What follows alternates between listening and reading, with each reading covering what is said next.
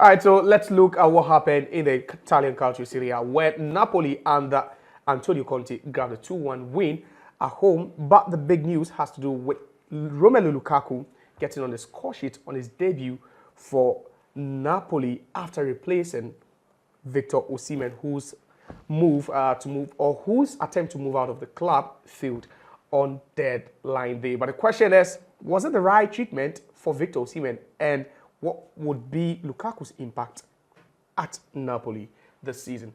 First, quite an interesting story over there. Osimhen been shipped out. He's on loan now. He's agreed to move to Turkey, Galatasaray for 6 months. But Lukaku comes on and bang, he gets a goal on his debut.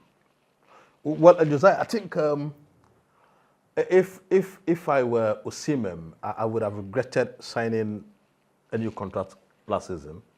You know, because I thought that last 2 seasons, Osimhen was practically, apart from Erling Haaland, the best striker in the world. You understand? Because yes, no, you know, when you compare the toughness, the ruggedness of the league, if Harry Kane is in Germany scoring 35 goals, you are in England scoring 35 goals, you are in Italy scoring 35 goals, I see more weight with the goals that you score in Italy and in England compared to what you score in Germany. But that is a debate for another day. But at the end of the day, what I'm trying to say is that last 2 seasons coming to this season, there's absolutely no striker in the Italian Serie A. There's absolutely no striker in the world that you can mention that was better than Victor Osimhen. Any striker that you mention as good as Victor Osimhen are on the same level. I get to the point. So for him to be treated like a leper, for him to be treated as somebody who has not contributed to the success story of Napoli. And remember, for more than 30 years, Napoli has never had an in winning what? Any trophy. He comes in and leads the team, right? He comes in and leads the team like the warrior he is. He practically won the Serie A for Napoli. You can't tell me that any other player in that Napoli squad that won the league contributed more than Victor Osimhen. So for him to have been treated like a leper, for him to have been treated with that ingratitudeness, with that level of unappreciation, I think that is unfair.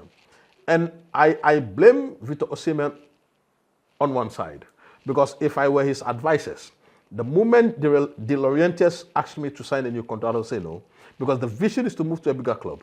The vision is to move on from having won them the Italian Serie A. So at the end of the day, what was the career choice? What was the career planning for him? You understand me? Because the moment Antonio Conte comes in, he knew from the onset that Antonio Conte is going to bring what? Romelu Lukaku.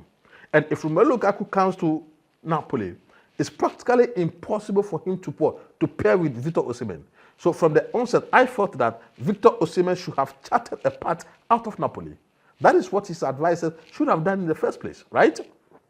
On the second part, he has agreed to move to Saudi Arabia for 64 million pounds. Then all of a sudden, on deadline day in Italy, Napoli chose rather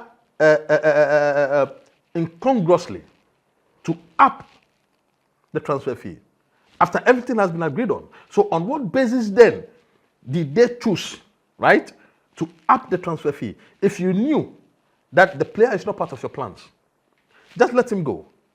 But if after having upped the game and you have still not registered him as part of your squad for the Serie A or the Champions League, somebody whom 2 years ago, somebody whom a season ago was practically your best player, on what basis then are we saying that what? He should be shipped out like somebody who has contributed absolutely nothing to the success of Napoli? So it comes back to one thing. Is it based on the whims of Antonio Conte, or the club itself naturally do not like Victor Osimhen?